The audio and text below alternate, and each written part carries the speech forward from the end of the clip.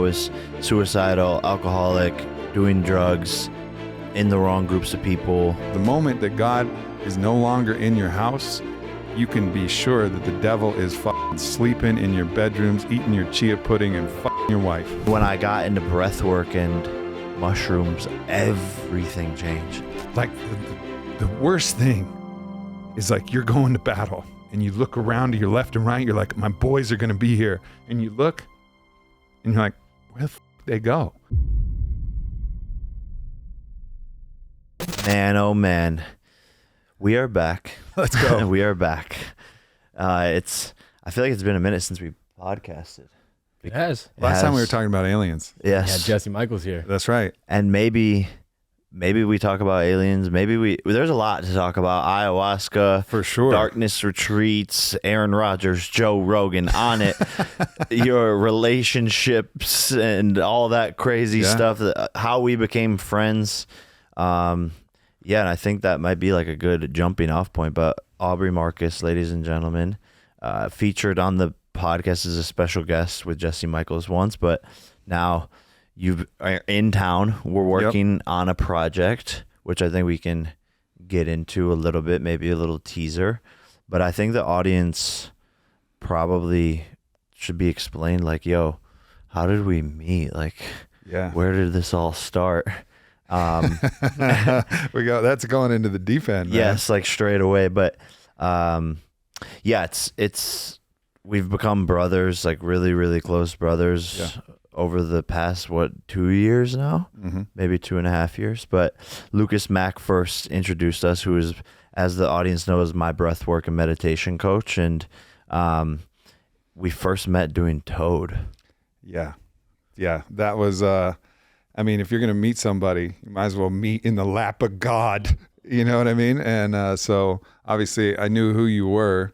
And so, you came out and we met at our location and venue. And I was like, hey, what's up, man? And then within an hour, we were crying together. together. Within an hour. So the way that you facilitate Toad, so Toad is 5-MeO-DMT. It comes from the Sonoran Desert toad. Bufo alvarius is the name. That's why it's called Bufo.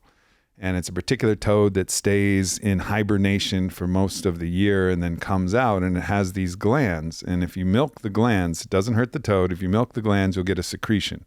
Now, the secretion, if you just ate it, is poisonous. But if you smoke it, you get the effects of 5-MeO-DMT, which is the fastest, most intense portal to God that you could possibly imagine. Yeah, it's called the God molecule. The God molecule, and it's aptly named. That's a bold name and correct. This is not hyperbole. This is an accurately named molecule. Yeah, I think the interesting place to begin. I think this conversation, I mean, it's BS with Jake Paul. We're going to go all over the place, but I think it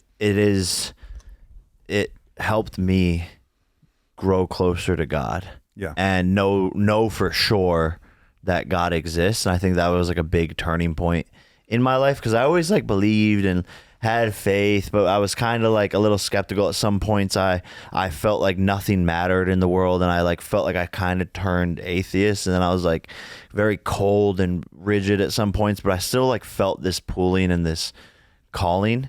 But the Toad opened me up to experience, I guess, consciousness, human existence, everything in the universe made sense. I felt an interconnectedness with everything in the whole entire world, and I felt this love of the universe and this love of God and this guidance that there was more out there than just certain death, and that we're just these animals who are just happen to be here in the universe, and that nothing really matters. And that changed my whole life and perspective and gave me a new outlook. Yeah, man, it's the incontrovertible gnosis. Like, I honestly don't believe that God should be believed in. God should be known.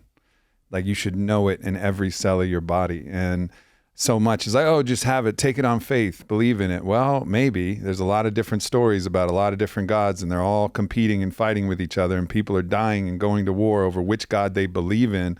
But the moment you actually feel God, you understand how silly it is, because it's a nameless it's a nameless force that just moves through you, in you, as you, beyond you. You know, it's something that you just can no longer argue with. And if people all had that experience, we would all understand that we're all part of the shared God. See it through whatever portal you want, understand it in whatever way you want, but there's God. God is. And that's what the toad offers you, is this experience where you just can't doubt it anymore. You know, you just know. Even Hamilton Morris, who had this whole series where he's super skeptical and trying to figure it out, he does the toad and he just crawls up to this riverbank and he just goes, love, love, love. He's like, goes straight on, like he can't say anything else. And then he's asked about it and he's like trying to, you know, rationalize and use his logic to figure out what happened. And he's just like frozen. Like he's like, fuck, like I don't even know what to say. Yeah, no, and you can't say anything either, because like the way I describe it, people are like, "What's it like?" And I want to explain it, and it's impossible. It's impossible. The way I describe it, it's like you're in this state where you can speak 100 languages and you fully understand them, and then once you come out of it, you are like, I could speak Russian, I swear, but I don't remember any of it. Yeah, and it's so weird. It's like, here's the keys and the mysteries and the answers to the universe, and here's how to solve all of humanity's problems. But you just get a glimpse and you can't like take this back, and now you kind of have to just like interpret whatever it is, and that's the craziest part and most difficult part, I think, is like the integration. But yeah, it feels like, so the only way I can describe it is imagine every orgasm, every scream, every tear, every bit of rage, every bit of laughter, everything all at once in every cell of your body, not just in your mind, but screaming through your fucking toenails. It's that intense in its entirety. And the way that I was initiated to help facilitate, so, you know, I don't try to be the head facilitator, but I was there helping. And one of the ways that I was taught was to actually enter into the space with the person who's receiving. And so I was in that role where I'm just listening. I'm taking a smaller amount of the bufo than the person who's receiving, which in this case was you. And then you go on your intuition. And I had this like deep intuition that I needed to do like a little bit of body work on your jaw. So like my head's right down and we don't hardly know each other. You know, I'm down there and I'm working on your jaw and you start crying and I start crying, because part of the facilitation is you actually meet somebody wherever they are and then you actually feel what they feel. So if they're purging, you purge. If they're crying, you cry. If they're expressing large, you actually go in and help them like accelerate what they're feeling, because you trust what they're feeling. And so it's just working on that part of your jaw, and then we're just crying on the dirt together at hour 2 of knowing each other. And really there's been, you know, kind of no looking back, just from all the laughs and all the fun and, you know, the crazy things that have happened leading up to the fights, you know, and it's just been a really beautiful thing. And I have to let everybody know. And one of the reasons why, like, I'll stand behind you and with you and beside you and, you know, lead in some cases, follow in some cases, but just be your fucking brothers, because you're a really good friend. And so are you, Brandon. Like, you guys are really good friends. You're good people. You're people of what I would call God, which is value, which is truth, which is beauty, which is all the things that you look for. And you really fucking stand for that, you know? And I don't think the world gets that. I don't think they get how good you actually are as a human being, you know, and I know that for real. And like, that's the interesting thing about how people perceive you. And I think some people get it, but they don't fucking fully get it. Like I get it. Yeah. And I really appreciate that. And vice versa. You're one of the best humans on earth, I think. And it's been amazing to grow our relationship. And it's rare to find like-minded people, I guess, nowadays, that want to like make a difference, change the world, better everyone around them. And that's exactly who you are. I saw you like going to war with someone in your Instagram comments. I like clicked in it because like I think your audience is like, why the fuck is Aubrey with this fucking douchebag? And you like replied to someone, you're like, fucking tearing them up. I was like, that's my fucking boy. That's right, man. But it's people who meet me, they're like, dude, like, why don't you just like do a podcast and like people can see the real you? And like these conversations are so different or something. And I'm like, I do that. I have a podcast every other week. The thing is, people don't want to see the real me. Yeah. And also I'm a complex person, and I think a lot of people are probably complex, but like I have so many different sides to me that all fit into this like giant puzzle piece. It's like, yeah, I could be the asshole saying crazy shit on stage as an entertainer, but I see that as theater.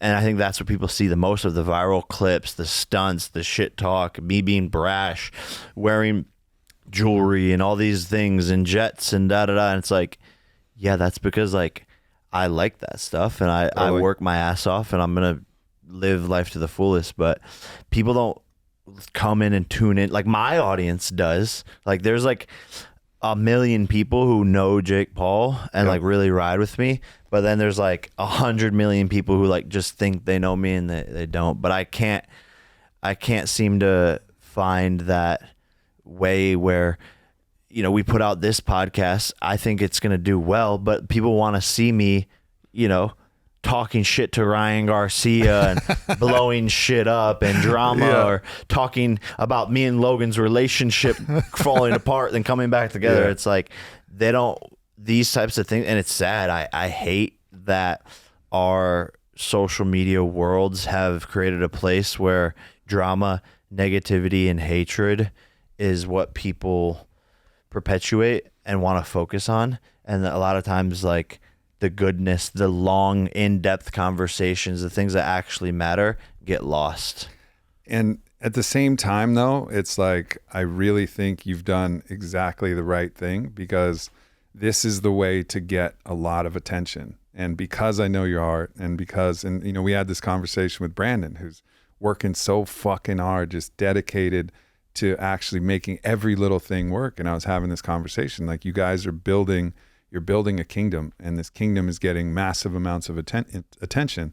And I see where this is going. And that's part of the project we're working on, is we're going to take all of this attention that we've got and you've got, and then start actually delivering messages that are going to profoundly shape the course of, you know, culture. And I think that's so, you know, I wouldn't suggest you have done it any other fucking way, because this is the way to get attention.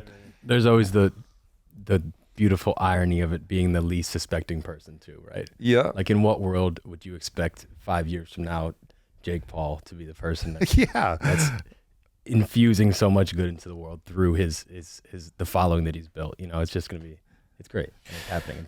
It's heading in that direction. It's going that direction. And that's why everybody here, you know, who's just fucking laying out and doing it, to just know that it's not just for fucking chains and planes and all of that. It's actually getting the attention that's necessary, so that when the messages are ripe and ready and it's time, that actually we can start gathering the allies and gathering the right information and delivering them into culture. And, you know, it's all according to a higher plan. That's still currently what drives me, is to be this billionaire, because I can then utilize that power and that money, which is what drives the world, to actually change and affect politics, affect education, say what I want on podcasts. I oftentimes still currently censor myself with my true opinions and thoughts, because I know that I will be canceled or stifled or torn apart or torn to pieces by certain companies and things that won't allow me to get to a place where I can fully be free and unfuckwithable. And I'm still not at that point yet. But that's why I work so hard, and that's where, like, I guess to paint the picture of the plan, it's like, you know, growing more, creating the Fighters Union, disrupting the health space, even just with W, like making products that are slightly better, slightly more healthier, and continuing to do that, and bringing those things to educate people on their toothpaste. Like, we want to launch a W toothpaste with no fluoride, like, and all the chemicals that you're putting in your mouth every day with these like terrible toothpaste, like all these things to help people on the health side, political side, getting involved with speaking more. And then our project with we're working on a book behind the scenes, targeted towards young men, and also like a whole franchise of books that are basically to help humanity in general. Yeah. Look at people. I know how much you love to go to MLB games during the summer, create all those memories, take down some hot dogs to the mouth, pause, nachos, the whole experience. Maybe catch a home run. And I always use GameTime.co to get my tickets to sporting events, concerts, comedy shows, you name it. Game Time has the best deals possible. They have a 110% price match guarantee. They have a policy where you get your money back if you get fired from your job for attending a game. I mean, Game Time is the best. You could see your seats before you purchase the tickets. You don't want to show up and be sitting behind a pole. I've done that at an MLB game too before, actually. And they have last minute deals. Save up to 60% off buying last minute for sports, concerts, comedy, theater, etc. Flash deals, zone deals, all types of deals. Deals is what I call Game Time, baby. And you can download the Game Time app. Use the code JAKE, Jake, for $20 off your first purchase. Download the Game Time app. Use the code JAKE, Jake, for $20 off your first purchase. Terms do apply. Download the Game Time app today. Last minute tickets, lowest price guarantee. Go now. There's so much information out there now which is great, but actually so much of it is competing information. So how do you actually know which information to follow? So you can listen to a lot of podcasts, and that's where people are getting a lot of information. But from, just Googling things, there's so much pharmaceutical money. There's so much big food money. There's so much. I mean, they came out with a food study from, I think, Tufts University that was saying Lucky Charms is better for you than an egg, when you ran the numbers. And it's like, yo, get the fuck out of here. This is obviously bought and paid for, captured entities who are getting the funding from the wrong place. So it's taking all of the actual accurate best information to help guide people and lead people to a better future. We're in a fucking perilous time. Like, this is go time. It's time for Paul Revere to ring the fucking bells and say, like, empire is coming, and they're coming from within. And just like the British Empire was coming to the American colonies, there's an empire within our own society and our own fabric. And we got to ring the bells, and we got to start recognizing what's going on. And it's happening with some people, but some people are still asleep to what's going on, and we don't have forever. We got to make some bold moves. Yeah, we're running out of time, and that's where I think we were kind of just talking about it. Everyone, I believe everyone should go down a route of meditation, breath work. Yep. That's what awakened me to I was so close. Like, I was on this earth as Jake Paul, and that was it. I was focused on my own life. I was so internal. Everything was done to me. Like, kind of like a little bit of a victim mentality. Like, didn't understand influence and my responsibilities in the earth, and just was acting for myself, and didn't have a larger understanding of pretty much anything else, like energetically, spiritual. Like, I was so asleep in my own world. And when I got into breath work and mushrooms, everything changed. Yeah. And I was like, oh my God, who was I?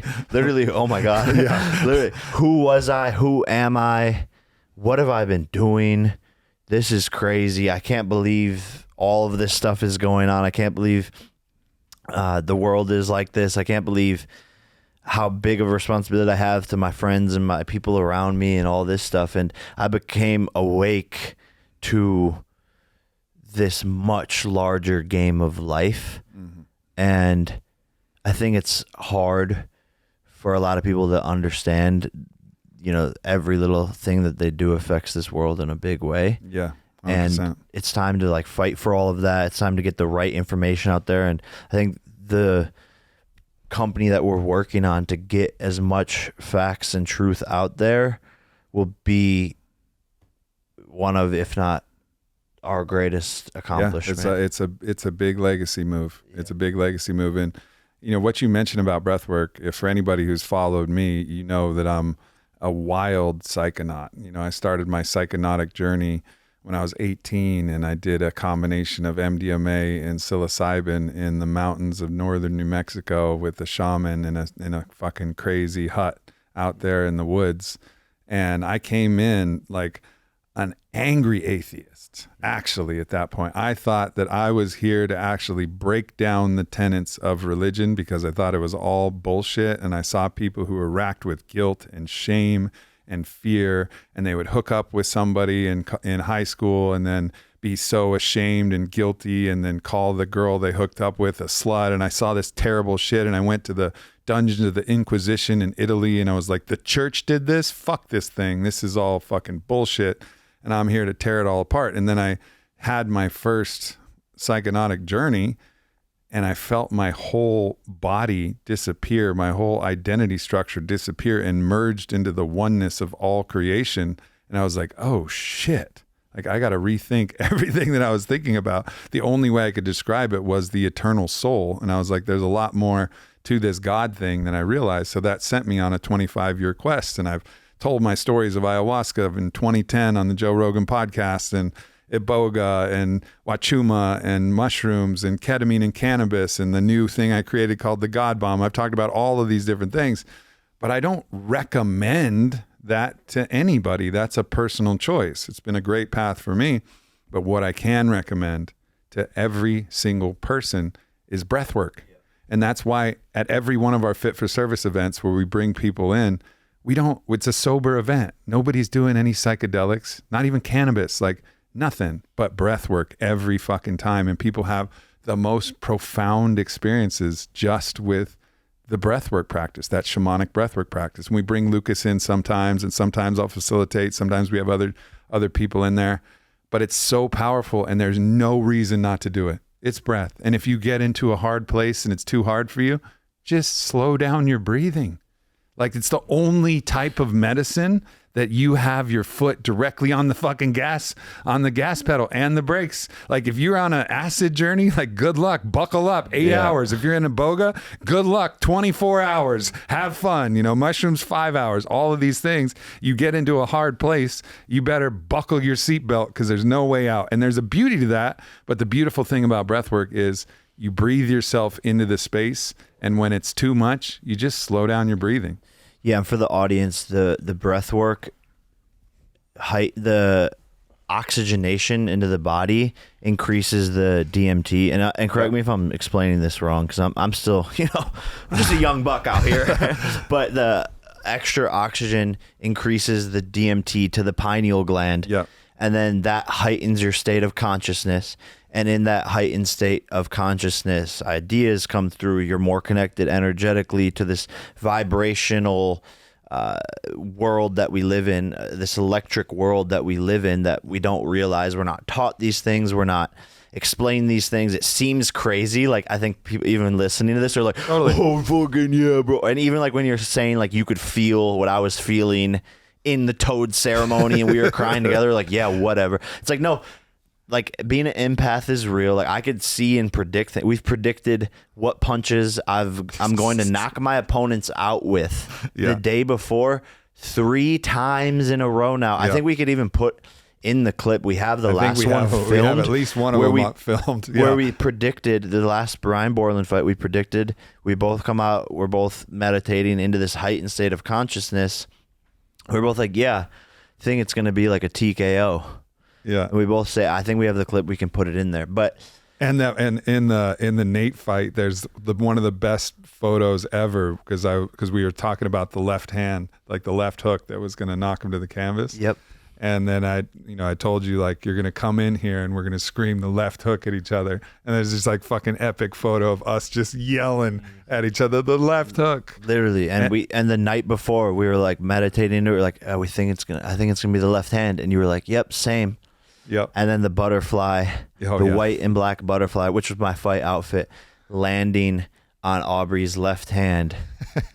Where, first of all, are there even butterflies? We were inside. Inside. At night. In Texas at night. All of a sudden, this half white, half black butterfly with like dots on it comes and lands on Aubrey's left hand. And it's like moments like that where God is just so with us because we're believing, because we're trusting, and we're just open. I think that's another thing, is a lot of people who don't understand these things or can get into this space, is their ego is blocking them from the openness of it. But going back to the breath work, that's where I started my spirituality, and the extra oxygen increases your state of consciousness. And I do it in the morning just really quickly to bring in, what it is that I need to focus on for the day, anything that I'm sort of missing. And it's been a life changer. And I think it's a great entry point because it's not medicine or drugs or whatever people want to say these things are. And it'll never be made illegal. Like that's the beautiful part, and it's always available. It's free as fuck. And DMT is already naturally occurring in your brain, which people So I mean, the way I describe it when I'm facilitating is, if you believe that God is everywhere and in everything, which when you understand and you feel the nature of God, you feel God everywhere and in all things. It's the substrate that connects everything. It's also in the air. The air may seem like nothing, but it's not. And so you pack your body with more air, and you pack your body with more chi, more prana. There's ancient names for this energetic force that comes in, but you're really packing yourself with more God. As you pack yourself with more God, more chi, more prana, more energy, then it starts to push out all of those places that you actually have pain or trauma or wounds that need to be healed, or rage that needs to be expressed. So it's very emotional. And at the same time, as you're saying, it increases the endogenous level of DMT, which is recent science that just came out that proved that breath work actually increases endogenous DMT. And DMT, it's not the same DMT as the 5-MeO DMT from Bufo. It's NN-DMT, which is also extremely psychedelic and is primarily the ingredient in ayahuasca. But you have both the DMT release that opens you up to the cosmos, the spirit molecule. So there's the God molecule, 5-MeO DMT, the spirit molecule, which is NN-DMT, and it increases the endogenous level of NN-DMT, the spirit molecule. So it opens you to the spirit world, while at the same time pushing out anything that's been repressed inside your body. So it's one of the most important practices. And when I think about all right, what does a new world look like with a new story? Kids are learning how to breathe as the primary function. Who gives a shit what date the Treaty of Versailles was signed? That doesn't matter. It's never helped you ever. And you can Google it in 4 fucking seconds. But how about you teach people how to breathe? How about you help people to actually be comfortable dancing so they can move in their body, instead of awkward school dances where a bunch of bullies are making fun of people when they're trying to dance because they're just figuring it out. Actually guide people and be like, no, this is not what we do. Actually, you got to celebrate anybody who's going to send it and allow their body to move and sweat and feel the music. Basic principles like that we now have to learn as adults, because we've had a fucked up school system that doesn't teach the basics about how to move, how to breathe, how to communicate, how to dance, the human nature shit, how to play music, at least get a fucking drum and try to keep up with a beat, human things, everybody. Get back to some of those basics. And from there, all right, maybe you want to go on your plant medicine journey and maybe you're ready for it. But everybody can start with these simple things that are incredibly profound. Yeah. And that's why you see in these tribes who are still living off grid. Yeah. Someone goes to an island, these YouTubers go to these islands, and this tribe is full of joy. The happiest people, dancing, laughing, loving. That they know it all. These people, the Shipibo people, in the forests, in Peru, these people have the real keys to life, I believe, to really be truly happy and to be a family, a tribe, a civilization. And our societal structures have just stripped us away from the fact that we're animals. And it's such a travesty that these things aren't taught in schools, the world would be so different, such a different place. And it's like, it's really, really sad. And it's like, I question why we've lost that as humans, and why is there not even a single political leader? I mean, maybe I think RFK, you know, is starting to 100% is open to this, but it's like, he sat in a sweat lodge. He sat in a fucking sweat lodge with me out on our farm, you know, in the sweat. And I got to watch him like go through this ancient indigenous ritual. And he's talked about his son who had this profound experience in ayahuasca, who actually his mother tragically killed herself. And it's a really deep wound. And he was racked with pain and all of these feelings. And he drank ayahuasca, and then he traveled through the center of the earth and out into the cosmos, found his mother on a distant planet, and got to spend an hour talking and crying to her on another planet through this. So Bobby's like, yeah, I'm in. You know, he's sober because he's, you know, been in AA and he's in this program. So it's not for him, but he sees the benefit through his own family and through his own sweat, what is possible here. And he cares. He cares about all people. And that's also the thing that many people have so many misconceptions about RFK, because the media has also put out all of these crazy stories, but you actually know the heart of the man. And I know somebody who's just going to do his best. He's going to show up, try to do, you know, listen to God and try to do the best thing, you know, like really honestly and truly. And so it's going to be an interesting time as we move through, you know, this next election cycle. But I really believe that he's that prodigal, you know, once and future king. That's like from a lineage, you know, his uncle was going to change. He was going to change the way that the U.S. was. Like one of the last things he said when the CIA came in and was trying to create this false flag thing where they were going to blame some terrorist attack on the Cubans so that we could go take over Cuba. He was like, no fucking way. And then he leaves the room. And says, I'm going to take apart this agency piece by piece. And then short time later, he ends up dead.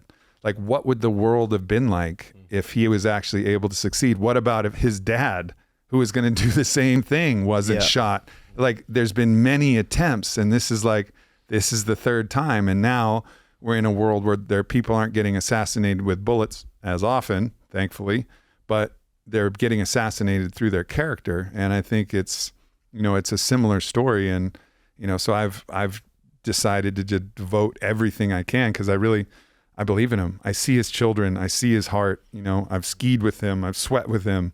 You know, I've been with him enough to go like, just like with you, you know, where I was with you enough to go like, I believe in this guy. Like, I will go to bat. Like, I will stand on the front lines, and like, you're going to battle. Like, I'm fucking going to battle. Yeah. Like, doesn't matter. Yeah. You know, and that's like, it's the thing that bothers me about friends and like brothers, you know, like the worst thing is like, you're going to battle and you look around to your left and right. You're like, my boys are going to be here. And you look and you're like, where the fuck they go?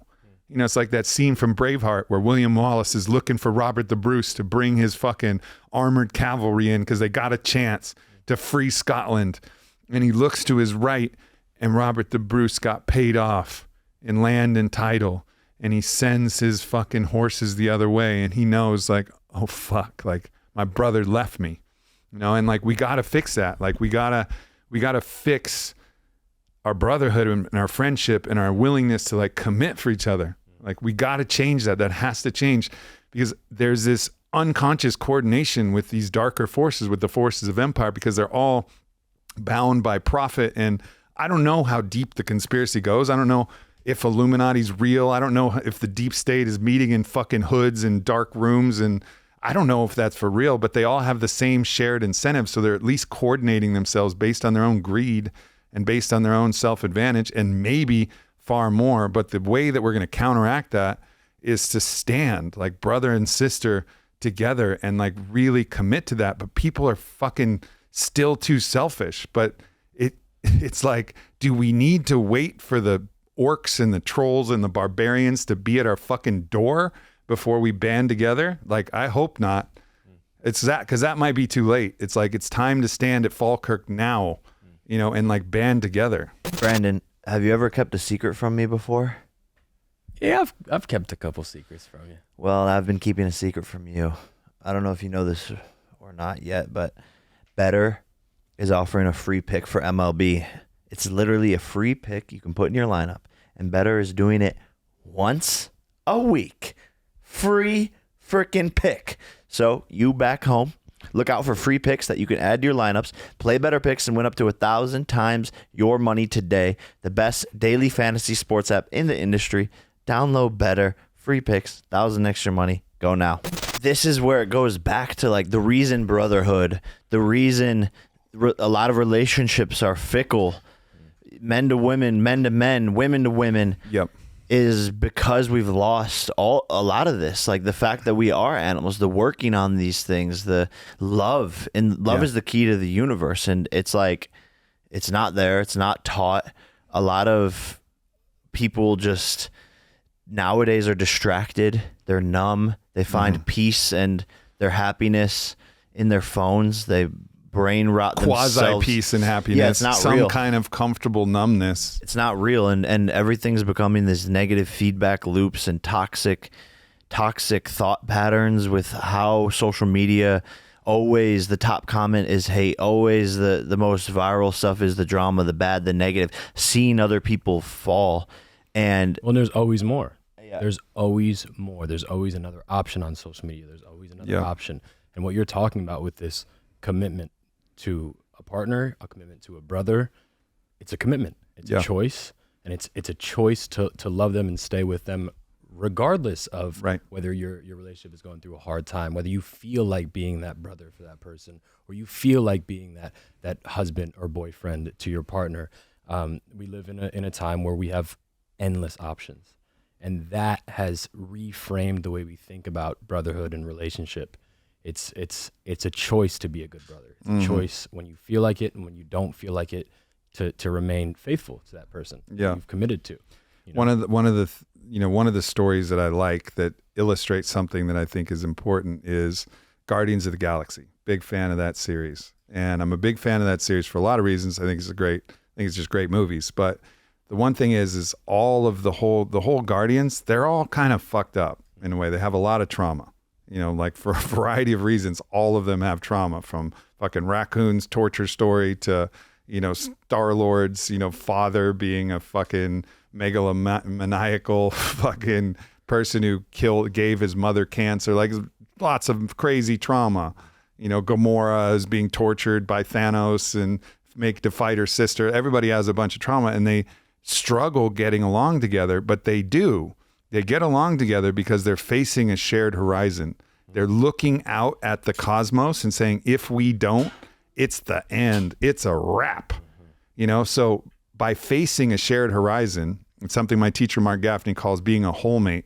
So there's 3 levels of a relationship. Role mate is like we each do different roles. So like you and Jake, you're role mates. You have a role. You edit videos. You manage certain aspects of the team. Gus is over here handling this part in the podcast. Everybody has a role. Great.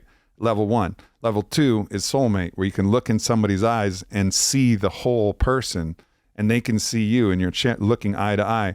It's another elevation of a type of relationship, but it's not enough, because you can always choose somebody else to look in their eyes, and all you're basically doing is looking at another person, and that might not be enough. It wasn't enough for the Guardians of the Galaxy. What they had to do is face a shared horizon. So the whole mate is where you stop looking at each other. You still do that, include and transcend every way. You still do the roles. You still have the soulmate connection, but then you face a shared horizon and say, no, we fight together. Same with Lord of the Rings. Why did the Fellowship of the Ring happen? The dwarves and the elves never get along. Everybody knows the dwarves and the elves never get along. But when the 2 towers are built, and Saruman and Sauron are coming to end life as we know it, and it's going to reach the Shire, then the hobbits and the humans and the wizards and the elves and the dwarves, they fucking come together, and they say, there's a shared horizon here, and we're going to leave all of our differences behind, still talk a little shit to each other, which is important too, of course, but we're going to face this, and we're going to go to the bitter end together. And like, that's what I think is going to actually facilitate these new levels of relationship, is when we actually face the shared horizon of what empire is trying to do to our freedom, to try and censor our ability to speak, to try and control us. 2026 or some shit, there's going to have kill switches that are government controlled in our cars. It's like crazy totalitarian measures, forced vaccine mandates, all of this crazy shit that's happening. We got to look at this shared horizon and say, no. Well, let's talk about why people aren't, right? So like, why is there a world full of complacency where people are, there's chaos going on around everyone, and they're somehow just sitting passively and letting this all go by? Well, I do think that people are starting to catch on in our generation due to TikTok and Instagram Reels, where these conversations are becoming bigger, and they're finding audiences. And I think we can feel that the world's not in balance. Things are off. There's a lot of evil. There's a lot of bad things going on. We're in a weird world, it feels like. And I feel like our generation, Gen Z, millennials, can really like sense that. I just think that you're scrolling on TikTok, or maybe they're listening to this podcast, and then it's like, oh yeah, they're so right. But then they have to go back to work. Then they have to, the number one comment I see on like podcasts like this or whatever, it's like, yeah, well, rent's due on the 15th. And it's like, there's so much going on. It's like, how do people help? How do we make a change? How can we be the alliance that comes together to fight back for what's good? And like, also like, what are we fighting for? And I think the higher ups have done such a good job of, they don't want people to be smart and free thinkers. And the school system was designed for us to be cattle and inject this, have the GMO food. Here's your social security number. We were designed to be basically controlled and manipulated. And so it's like breaking out of that cycle. First off, breaking the indoctrination, realizing that we were dealt the shittiest hands of cards. But then it is like, how the fuck do we do anything about this? And that's where the conversation sort of ends for a lot of people in our generation. It's because like, what do we fucking do? Yeah, we could vote someone in that, can maybe make a change and help and stuff, which I think is probably the biggest thing we can do. And that's why voting is honestly so important.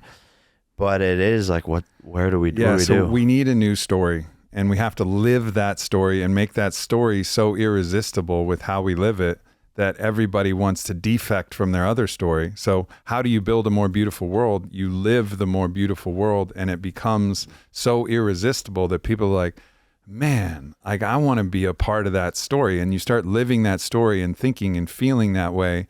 And I think there's this deep need for us to have a shared story of value.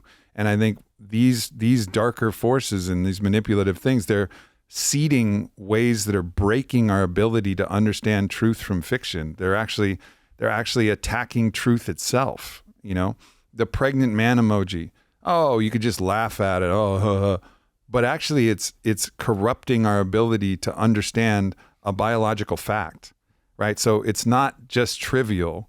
It's actually, this is more insidious than we realize. And so it's like, no, like this is a problem. We have to respect the truth, and we actually have to find a shared story of value. And I think, one of the things that I'm really looking forward to with the project we have is to really start to, flesh out what this new story of value really looks like. What's a shared story and a shared grammar of value that people can start to live themselves, which is the important things, vote accordingly, also demand from different corporate entities that are putting poison in our food, putting poison in all of our products, putting poison in injections, however, all the full poison cartel that's poisoning our soil, and just being like, no, like literally no, I'm not doing this shit anymore. And it may cost a little more, but I'll fucking spend my money and I'll vote with my dollars on the ways that will actually, on the companies and things that are actually supporting this different story. Yeah. And that is so crucial. I think the big education around like diet, the things in the food, like me growing up eating Pop-Tarts for breakfast and hamburger helper and toaster strudel and like all this deep fried food, fast food, like multiple times a week. And it's very easy and accessible and oftentimes cheaper. And that's why it worked for, my family growing up. But when you realize like what it's doing to you, that's where every day each person listening or watching this can make a big difference is with your dollars, and not supporting these big conglomerates that are literally poisoning us. And that's what will move them to make change for a better world. And that's where like creating, like, I don't want to promote W, but it's like those little changes where we are now the only product on shelf that isn't owned by a multi-billion dollar company.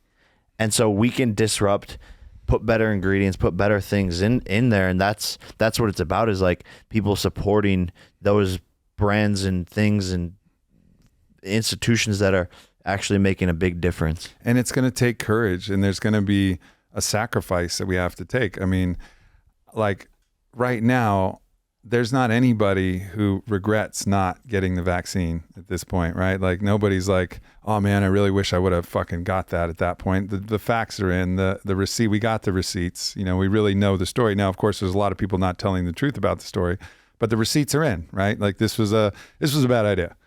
Okay. But then there are some people who are willing to actually pay the price. Like Kyrie Irving is like a modern day hero to me, because he said, nah, fam, not going to do it. And they're like, well, you can't play this season in the NBA. He's in his goddamn prime. Like how much money was that? How much of his legacy as an athlete? And he's like, cool, I'll sit out. Like that is like an example of what we can do. Everybody's like, oh, I couldn't, like I was worried about this or that. Like, and I get it. And all of that stuff's real. And we have to take care of our family. We have to do what we have to do. And no need to be ashamed or guilty. This is not about guilting or shaming anybody for the actions, but also at the same time, you can look at people who made a heroic stance like Kyrie and be like, fuck man, like you sacrificed. And I think it will require some form of sacrifice, but the feeling you'll get internally from knowing that you're standing, like that feeling is such a gift, so much more important than that little extra money or that little bit of job security or whatever else they're dangling in front of us to try and get us to comply with what they're doing. The little bit of uncomfortability it's going to take, like we can do it. Like we can be a little bit more like a hero. And it shakes you when you see it, because I saw it actually just this morning. And even when it's not something that you're directly aligned with, when you see somebody take a stand for what they believe is true and right, regardless of if you personally even know it to be true and right, there's something that you feel from that. And I saw a video this morning. I don't know if it was cut to make it seem this way, but what I saw was a video of Dana White he was in an interview and talking about how, hey, talking to the fighters, saying like, hey guys, no one wants to hear that God shit. Like keep your beliefs about God to yourself. And then it cut to John Jones and another fighter after their victory giving it to God. Mm-hmm. And there were two Christian fighters, and they gave everything to God, regardless of the CEO of the company saying like, let's not do that. And they took a fucking stand. They probably took a risk when they did that. For sure. And I'm not even a Christian. Right. I saw that. And I was like, yes, dude. Yeah, like, yes, that's dude, it, you're man. standing for what you believe. It's like these little small heroic gestures that will inspire more heroic gestures. Like what little thing can you do? Can you brace yourself to the Instagram comments when you stand for what you believe? Can you brace yourself for a little bit of hate and a little bit of controversy? Like you can, like you got this, everybody. Like you're stronger than you think. You're going to be okay. Like it's just pixels. Like they're not coming with fucking pitchforks to your door like the old days. Well, I was one of the first, probably 5 influencer celebrities, whatever you want to call me, back in 2020 on an interview to basically just be like, yo, this COVID thing doesn't make any sense. Something's not right about this. We're being hoaxed. This feels off. I don't know what's going on. I know people are dying, and that's tragic, and I don't want people to die. But what the fuck is going on? It's not normal.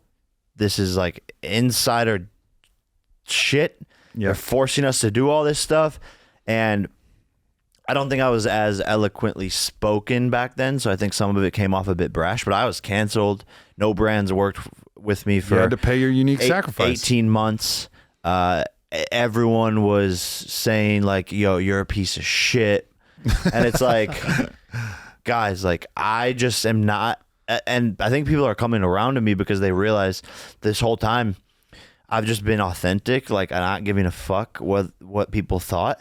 And that wasn't valued on the internet. People were being lied to a lot with content and celebrities and all this stuff. And now people can just like see through it. It's like this skill that Gen Z has developed where they can just sniff out bullshit. Yeah. And I think I just wasn't afraid to take stands like that. And so your cost, like Kyrie's cost, was substantial. And some of us will have to make bigger sacrifices. There's just no doubt about it. But a lot of people, to just share your opinion, you're not going to get fired from your job. You know, like you're working at CVS, it's going to be fine. You know, like you got this, like you're gonna be okay. You know what I mean? And so there's different levels. And so some will have to take, you know, more sacrifice and take the brunt of it. And those are the leaders and the heroes that's what we sign up for. That's what we do. We actually go out in front and say, it's like Alexander the Great, you know, one of the greatest leaders of all time. And the way he rode out, he had a gigantic horse named Bucephalus, this beautiful stallion that nobody could tame except for him.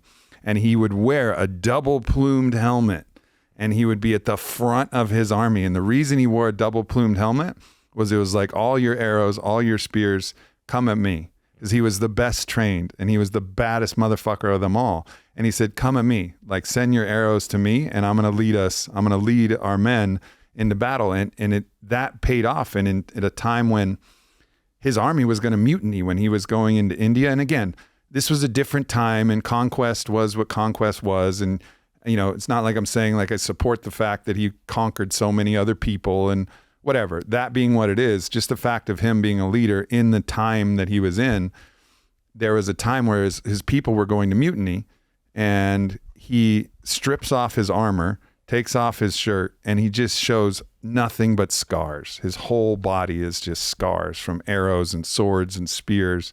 And he goes, bring forth a man who has bled more than me and we will go home. And everybody looked around because he wore that double plumed fucking helmet and all the spears and all the arrows were coming at him and he took them. And he said, fucking bring forth a man who's bled more than me and we'll go home. And everybody looked around. Nobody stepped forward and they just started pounding their chests and they're like, all right, we're with you. And like, that's what a leader does, is like a leader says, shoot your arrows here and then let everybody else come behind me. You know, and that's the shit that inspires me the most. You know, I cry easily, but specifically, I don't cry. I could watch The Notebook 100 times and I'd mostly be bored and be eager to be working while I was doing it. But I'll watch 300 and I can't finish the goddamn movie without crying because he's standing for something that's important, for free Greece, and he's willing to pay the ultimate price, even though he loves his wife so much. And he loves life and he wants to go home and see his son. But he's like, no, I'm going to stand for this because this matters. And like those acts of heroism are inspiring and they ripple out. And I think that's the time that we're in where heroes need to rise and people will band together. And we have a lot of beautiful examples of people making heroic moves, even people who are not consistent with all of the heroism that they have. Even someone like Dana White, super inconsistent, right? But I saw one clip where they were going to force Joe Rogan to stop commentating the UFC, and he goes to the authorities, WME or whatever, and he's like, you fire him, you fire me.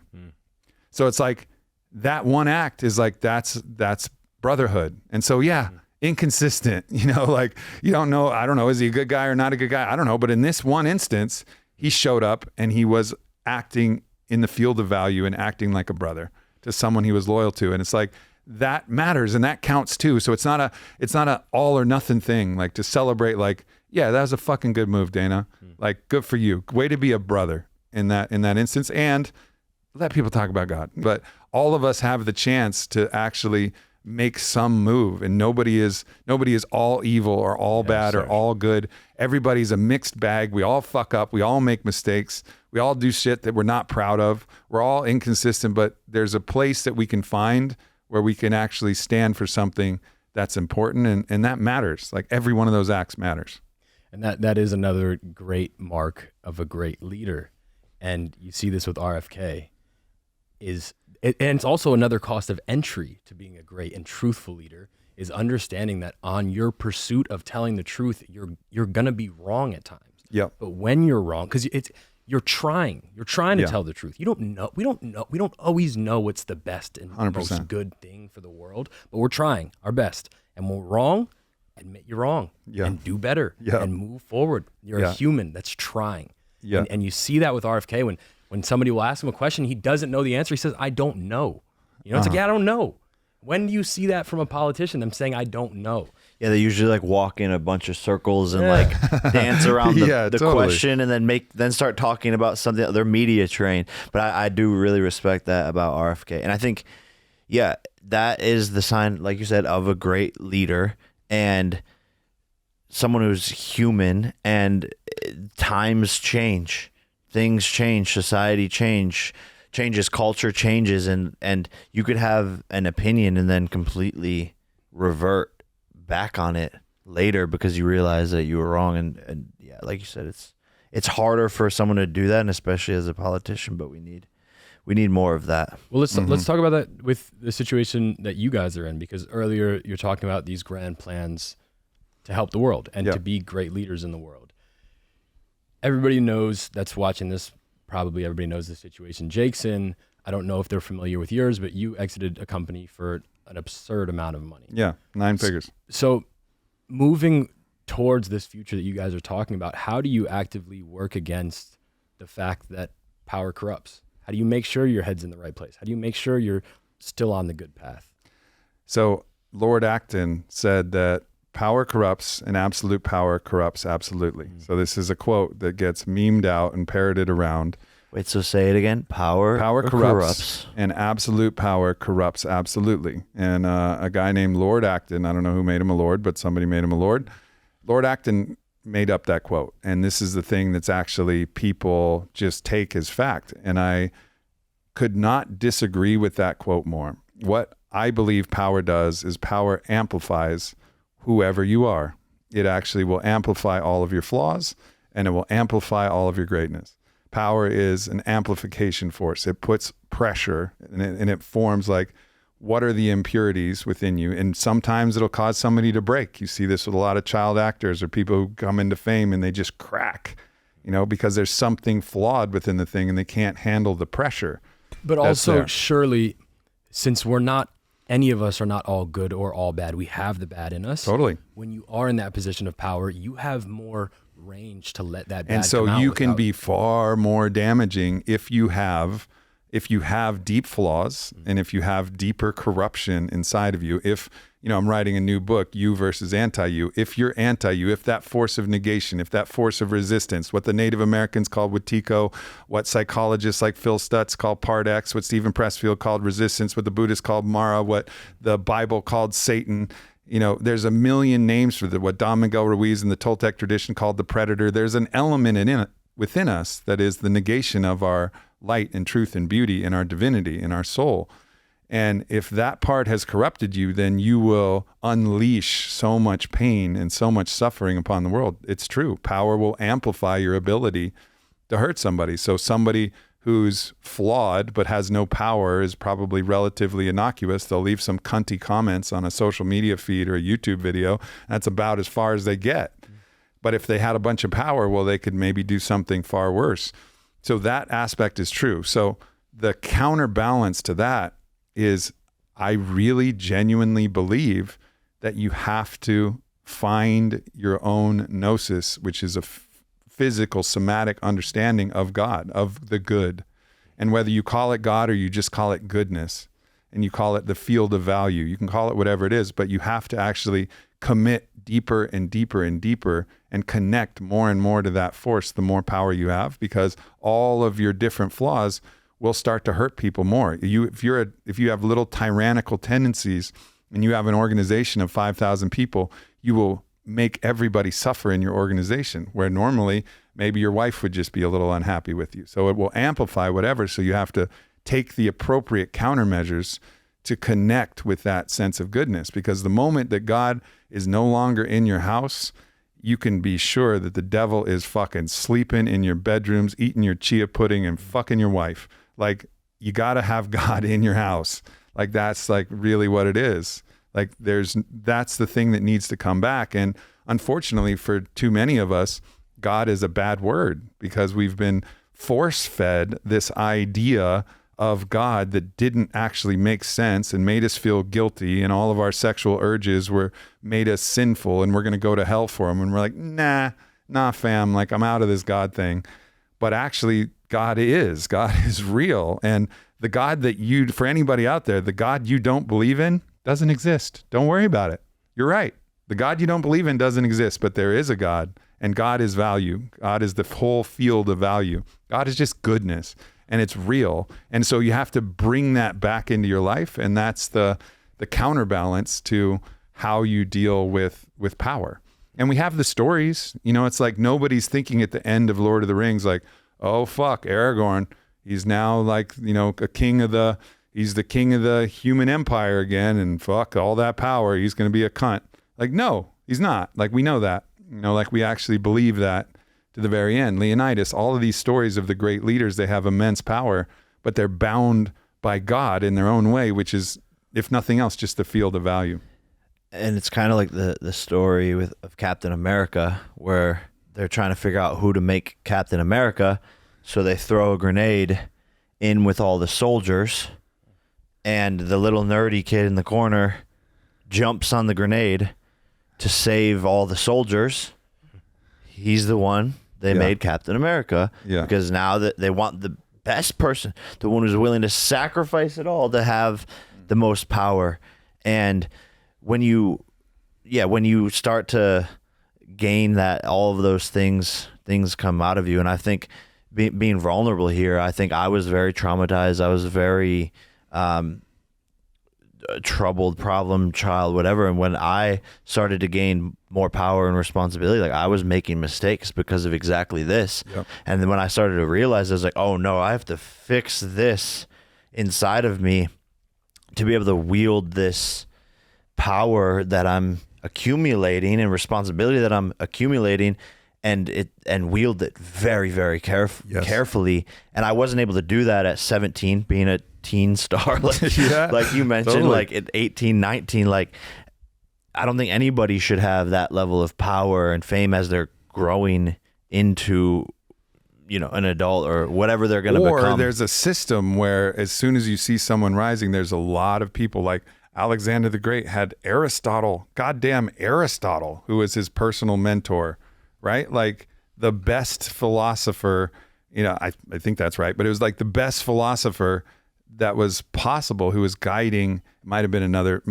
philosopher, I might have that wrong, but one of the best philosophers of his time as a mentor, leading him and guiding him the whole way. And I think that's the thing that's missing, is that if that's happening, it should just be culturally known, oh, you're accumulating a lot of power. Like, there's a whole host of people that are trustable that you need to go spend some time with. Not in Los Angeles. Yeah, totally. And if not, and like having that much power at 17 and not even knowing what philosophy was. Of course, because it's not a culturally known thing. Yeah. Where it's like, this is culturally known. This person is on the path to accumulating power. They need maximum support. Maximum support. So people who actually aren't just trying to feed off their juice and be, parasitically suck a little power for themselves by coming along for the ride and just saying yes, yes, yes, yes, yes, being sycophants, which are basically yes men, not doing that, but actually, no, all right, you need to find somebody like Lucas Mack, these people who are actually can really help you, and in blessings that you were able to find Lucas, and then Lucas was able to get us in touch. And I think this is what is needed. And the plant medicine, in the absence of people, the plants are like master teachers. And this is one of the things that I think also, if you're accumulating power, you got to really start taking a hard look at starting with breath work and escalating up, because ayahuasca will hold you accountable as fuck. every little place that you've misused power, it doesn't care. It's not trying to pander to you and make you feel comfortable. It's going to rub your face in it and say, look, and you can't close your eyes. If for fucking 6 hours, you're going to look at this until you actually see what you've done and make a different decision. Well, that's unfortunately, you kind of, especially at that stage in life, you kind of have to let it play out the wrong way before you don't know the damage you're doing until you do some of it, right? So you kind of have to let it play out a little bit to realize change needs to be made. You know, it's hard. And this is something I've struggled with, is like, the wise thing to do in life is to learn from those before you. So you don't have to go through what they went through to learn the lesson. That's a hard lesson to learn. And it's a hard thing to integrate into your life, because we have this that you would say it's the anti-you that's telling you, yeah, that happened to them, and everybody else, but I'm different. It's going to play out differently for me. The wise thing to do is assess and look at those before you and realize, hey, everybody else who went down this path and did things this way that I'm doing them ends bad. Yep. Maybe I shouldn't do things this way, right? Yep. It's hard to have that awareness, especially at a young age, and usually you have to burn yourself to Yeah, and that's one way to learn. I still think it's not the only way to learn, and I think like there is a world where it's just known. It's like, this is known, like it is known. It is known that you have to actually get the right type of support.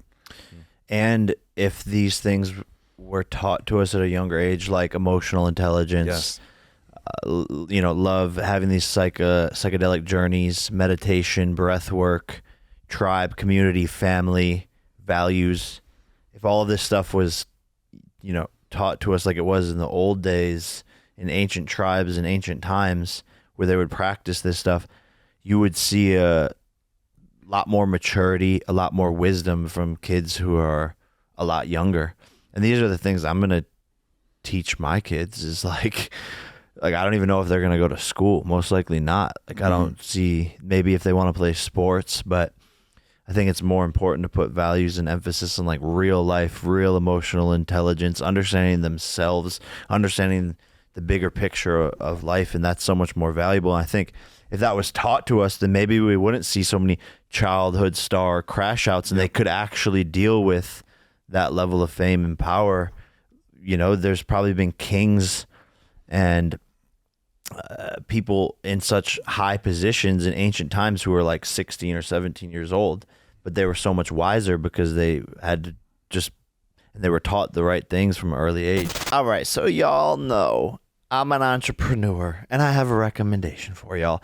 Shopify is the global commerce platform that helps you sell at every stage of your business, from the launch your online shop stage to the first real life store stage, all the way to the did we just hit 1 million orders stage.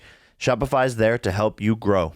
Whether you're selling scented soap like me or offering outdoor outfits, Shopify helps you sell everywhere. From their all-in-one e-commerce platform or their in-person POS system, wherever and whatever you're selling, Shopify's got you covered. And they have the best converting checkout, 36% better on average compared to other leading commerce platforms. That's important. 36% better. Because if you are an entrepreneur, you know how much 36% can change your business dramatically. And as your business grows, you're going to need allies, and Shopify's award-winning help is there for you along the whole entire way of growing your business. Because businesses that grow with Shopify. So sign up today for a $1 per month trial period at shopify.com/BS. All lowercase. Go to shopify.com/BS now to grow your business no matter what stage you're in. Yeah, this is the way it has to be, and it has to just be a known. It should be a known reality, and all of the teaching and just the recognition that you're going to have to process all of the pain and trauma you have. All of the evil enters the wound. So wherever you've been wounded, you have to go and do your best to heal that. And I'm telling you, it's not going to be a cocktail of 10 pharmaceuticals that's going to get you to heal your trauma. It's just going to mask the symptoms, but you got to get to the root cause. You got to actually go through a process that can really heal what you're experiencing, so that all of those forces that are looking to bend you one way or another, it's always, typically entering through some trauma, some pain that you've had, some insecurity that you've had, and it will ruin your life if you don't shore up all of those vulnerabilities. The pressure will find its way through the cracks. The anti-you will go jam a fucking crowbar in whatever little wound you have and open it up into a fissure, and that's the reality. And another part of this, another great defense against all of this pain and trauma, is one of the best ways to heal it is to transform it into art. Like that, and that's what a lot of the great artists have done. They putting it into art, and they're using that as fuel, and that's helping, but it's not quite enough, but it is very important. There's a story of, Hitler, probably the worst person ever. I don't know, like you could probably have an argument about that, but hard to argue against him being the worst person ever. Well, tons of trauma when he was growing up, but when he was like 18, 19 years old, he took his savings, 700 kronens, and applied to art school in Vienna, but never produced any art.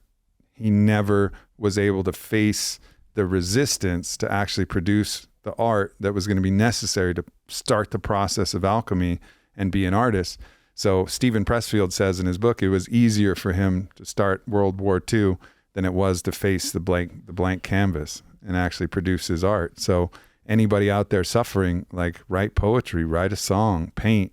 The artistic process is just also a super important way to allow us to process what we're feeling, because then we'll feel that anybody else who witnesses and sees that art will then experience healing as well. And so we'll start to feel like we're doing good in the world, and there was a reason that we suffered so much. So if you had an eating disorder and you get over it and you share that process, then somebody else might be able to heal that. If you were suicidal and you worked your way through it and found your way back to saying yes to life, you share that through your art, your stories, your poems, your speech, everything you do. And then all of a sudden, when that other person comes to you and says, hey man, your story saved my life, then all of a sudden you go, fuck, it was worth it.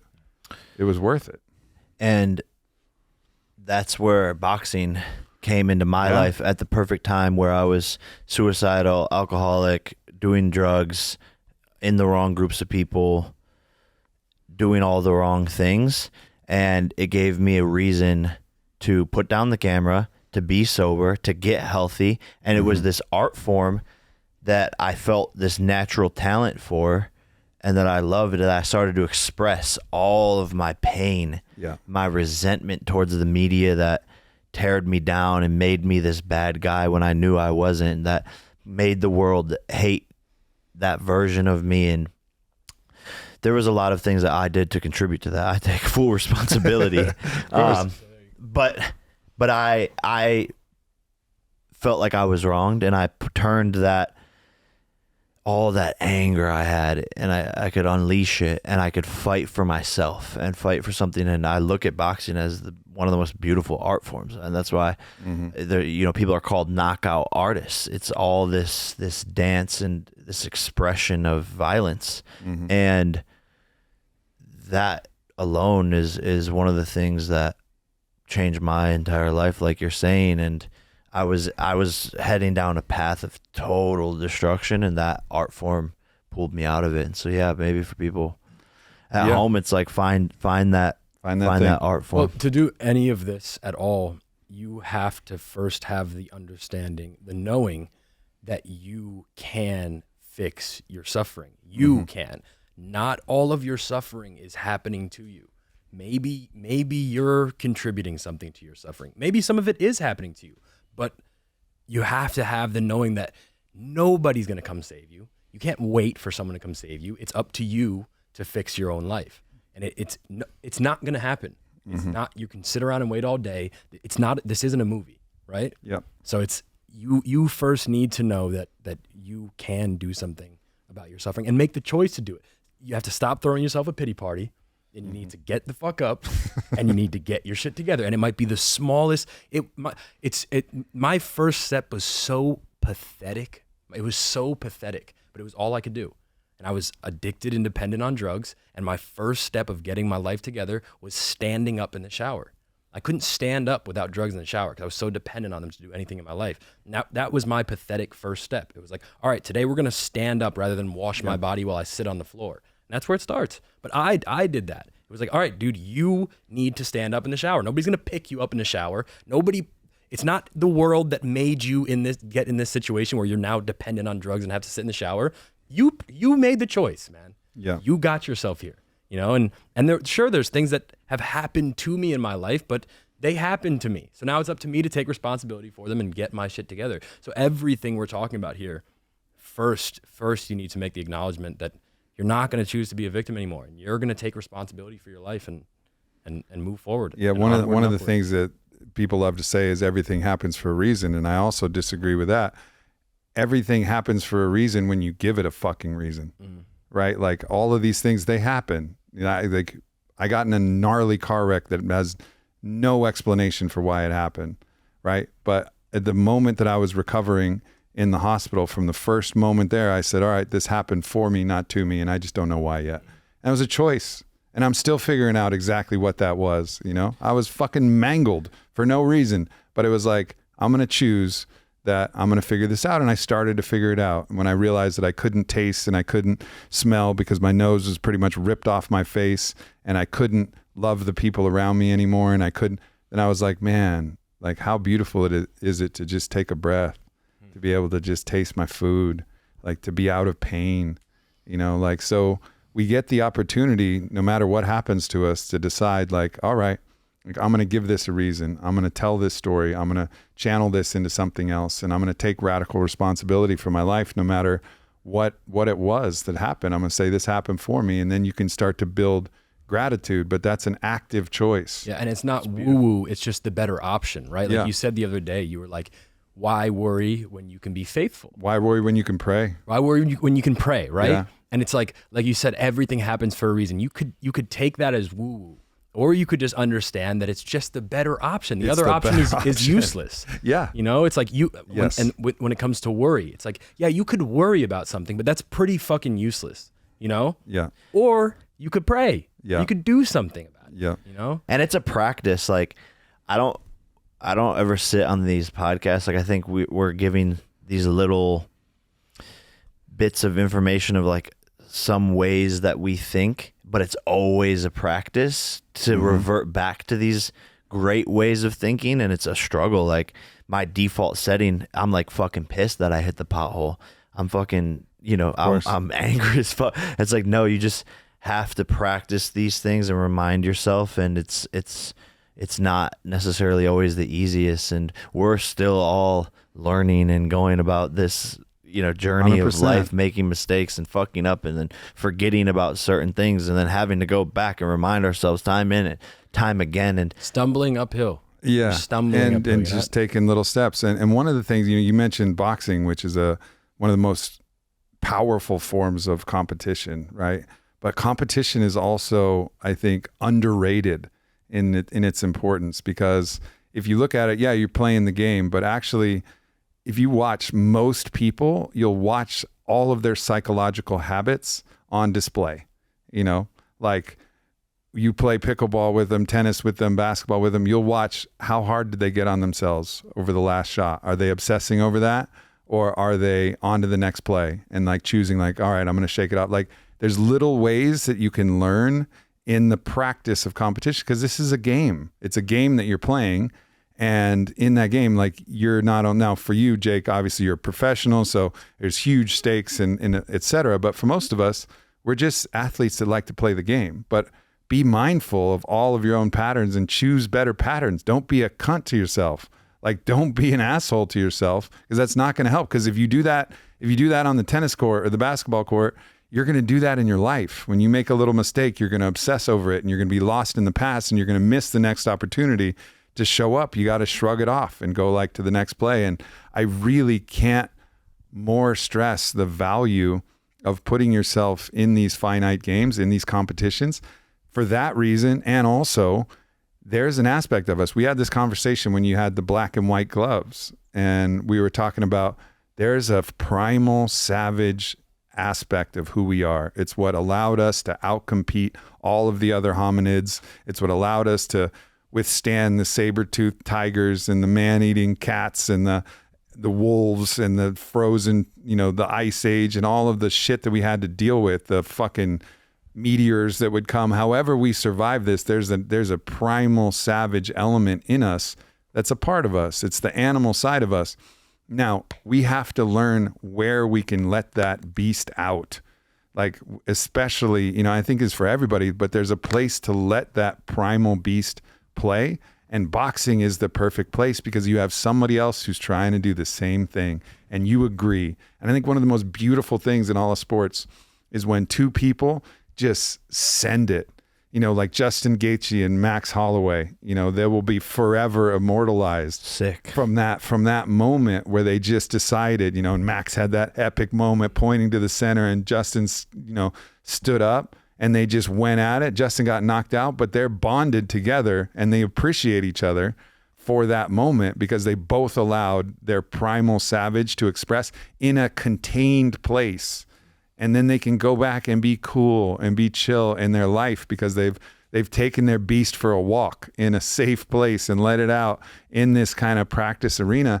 And I feel the same thing. I know and I trust my goodness of my heart. But when I'm, you know, you guys have seen me compete and I want to not only win, I want to demoralize people. I want to Shang Tsung take their soul.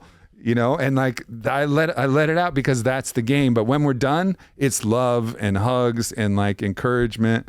And I think that's also like important for us to be able to let the beast loose. Well, and you can act like that beast doesn't exist, but if you don't let it out in a calculated way, it's going to come out in a way that in all shadowy little ways. Yeah. Yes. Yeah, and it's scary, and that's where a lot of men specifically are driven to do these horrific things in society because they forget that they're animals and they need to let these things out and to be a part of sports, community, love, conversations. All of these things really, really, truly, truly matter. Yeah, and I can't stress it enough. That's what I say about the beast is, look, there's two places where somebody's going to see my beast, and they're all games and scenarios that are consensually agreed upon. One is on the court or on the field. I'm going to let it out. And that beast is going to come out and I'm going to be talking shit and I'm going to be laughing and I'm going to be fucking giving it everything I got. Right. And then at the end, it's all love and it's all daps and it's all laughter. And in the bedroom with my partners, it's like, hey, like, you want to see the beast today? And if they're like, let's fucking go, then it's like, okie dokie. Like, here it comes. And I just unleash the beast. And it's just wild, rapturous ecstasy. And when we're done, it's cuddles and laughs and head scratches. And can I get you a drink, babe? Like, oh my God, that was incredible. It's the same thing. You find these defined places where you can let out our primal savagery in a place where it's actually celebrated. You know, like, everybody wants to play ball with me. Like, I have a huge crew and everybody's like, hit me up. Like, when are we going to play ball? And you would think, because I'm such a fucking savage, that people would be like, oh, I don't want to play with Aubrey. Of course they want to play with me because they want that to come out too. Yeah, and sure. when they're beating me and they get to turn the tables and they're talking shit and I'm not making any buckets and they're beating me, they're the happiest motherfuckers ever. And I'm happy for them too on some level. And I'm also going to get their ass the next time. You know, so I think this concept, especially for, you know, really for men, I think it's the same for women. There's the same idea. And I actually think it'd be very helpful for more women to compete because there's a lot of like shadowy competition about this person's more pretty than me. This person's more, and it happens with both men and women. So I'm not going to overgeneralize, but men at least get that out in competition. And I think it's just universally helpful that you bond together, you love each other, and you trust yourself to compete. Like, you trust yourself to be that vulnerable, that you may lose, you may get embarrassed, and you deal with it. You know, you deal with that shame and that failure that you may feel. And you're like, no, like, I sent it. Like, I was out there and I played. And, you know, like same with Bradley Martyn and Logan Paul. Yeah. You know, Bradley lost that fight, no cameras, but everybody knows he lost the fight. But actually, good for you, man. Yeah, he won. He won. In my Good book, for you. Respect to Bradley. Exactly. Yeah. Good for you, bro. Like, a no lot one of people else is doing that shit. A lot of people talk shit, but he has balls. Yeah, he showed up and he had a bare knuckle fight with somebody he Round had of applause beef. for Bradley. Yeah, he had a bare knuckle fight with somebody he had beef with. You know, and mad props to Logan too. Yeah. Like, both of them. I'm like, hell yeah. Like, good for you. And Yeah, no, I think it's just expressing that we're the baddest mammalian predators on Earth, and just to summarize that, you have to find outlets for that. And I said before about if you don't let it out, it's going to come out in ugly ways. Yeah. But I do think it's also important to touch on the fact that there's a lot of people that actually don't know it's there. And I firmly believe that's due to what's known as the sedation hypothesis, where I really think that we have desires. We have things driving us. We have desires for romantic relationships. We have desires for sex. We have desires for adventure. We have desires for family. We have desires for community. It's instinctual. It's instinctual. Yeah. But what's happening right now is that they're getting suppressed by just little scratches on each of those desires. The desire for sex is being scratched just enough to keep you sedated from porn. The desire for adventure is being scratched just enough to keep you sedated by video games. The desire for community and friendship is being scratched and sedated just enough by social media. But they're not real. That's not real sex. That's not real community, and that's not real adventure. But it's tricking our brains into thinking that it is. And because of that, we're left with a world with a lot of people that really don't even know they have these desires because they're sedated just enough by these things to not even realize. And what I would recommend is just withdrawal. It doesn't take long, man. It doesn't take long to stop jacking off to porn to realize, oh, I want to go seek a romantic partner. Yeah. It doesn't take long of stopping playing video games to realize, oh, fuck, I want to be the protagonist in the game that I'm playing. Go camping. You know? Yeah. No, 100%. And improve your skills. Like video games are they hijack so many different things because there is an innate desire to improve. Yeah. Like this is also one of the fundamental human drives is to get better at shit. You know, you watch a child and a child will consistently try the same thing over and over again to get better at it, right? You'll watch them get better, try and get better at this thing that they're trying to figure out. It's built into us to try and improve and get better. And video games are like, you can get better and there's actual metrics for it. Your level went up in your World of Warcraft character and now you have more powers. And so if you place your identity in the avatar of the game, then you are getting better, but it's not you that's getting better. It's your, level fucking 60 wizard orc that's getting better. And that doesn't translate to life. Shout out to Logan Paul, who had a level 60 mage and was addicted. And when my dad deleted his account, he fucking lost it. Yes, but Logan he stopped stopped his life adventure. Yeah. Of course you're gonna freak out. Yeah. It's your life adventure. You think at least. All right, Jake, Mike Perry or Mike Tyson, who do you fear more? I don't fear either of them. The only thing I fear every day is that I'm losing money because of Betr Picks. Because there are people who are literally 1,000xing their money right out of my pocket, taking my money every single day. It sucks. I'm scared more people are going to hit the 1,000x multiplier. The only good thing that comes out of this is that I get to say Betr has the highest multipliers in the industry and is the best daily fantasy sports app on the market. So go and download Betr, take my money. I'm scared. Yeah, and it's like it's a way that go ahead and like if you want to have a little fun, but this is a surrogate adventure. It's a surrogate mission. Like if your mission in the video game is to slay the dragon, okay, it's a surrogate mission. It's not really you. What's the dragon in your real life? Why do you think you like the video game in the first place? Yeah. Think about why do I like this game? I wanted to get better and I wanted to have a mission and I wanted to bond with allies and I wanted to go on quests, and these quests I wanted to seek, new information. I wanted to come back better. And it's like we have that opportunity in real fucking life. And now more than ever. And that's also, the people who are lamenting about the situation that we're in. Look at any video game. It's all like the most cataclysmic, or any movie that we love, any story. There's a lot of opposition. There's a lot of resistance. How boring would a adventure multiplayer video game be if there was no evil that you had to overcome, if there was no resistance? So we got that. We've dialed it up, collectively as the God within us and the God without us and beyond us. We've dialed up the ultimate game, and it's coming down to the final levels and the boss battles. And here we are. yeah, let's go. I wouldn't choose another time and a different time, because here we are. Now we have the chance to actually make a historic stand for all humanity, because we're all bonded together. That's what's different about now than any other time. We're all connected. The whole world is connected. If one aspect of the world is destroying the planet because of what they're doing to the environment or what they're doing to the culture and the minds of people, it's going to affect everybody. So it's like we're all in this together, and we have the one time in human history where this is not ethnocentric, it's not geographic, it's one planet, one people, and we got to go. And we're going to have to reach out to those people who are on the other side and not try to kill them with our words and with the canceling of who they are. We have to actually say, like, all right, like, I see where you are, but underneath that, we're all on the same team. We're all part of the same God. We're all part of the team life.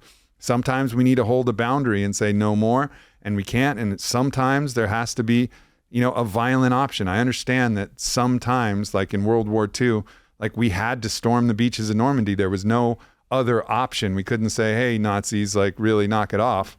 Like, we had to fucking stand. And there may be those times, but for the most part, in most of these wars, like the time in Christmas when they're playing soccer with each other, it's just a bunch of kids, who are lost. Hug the bully first. Yeah. Don't punch him first. But. Yeah. Punch him as the last resort. Yeah. Like, this is the last option, and it should be done with great sorrow and like a deep lament. Like, I'm so sorry that it had to come it had to go this far.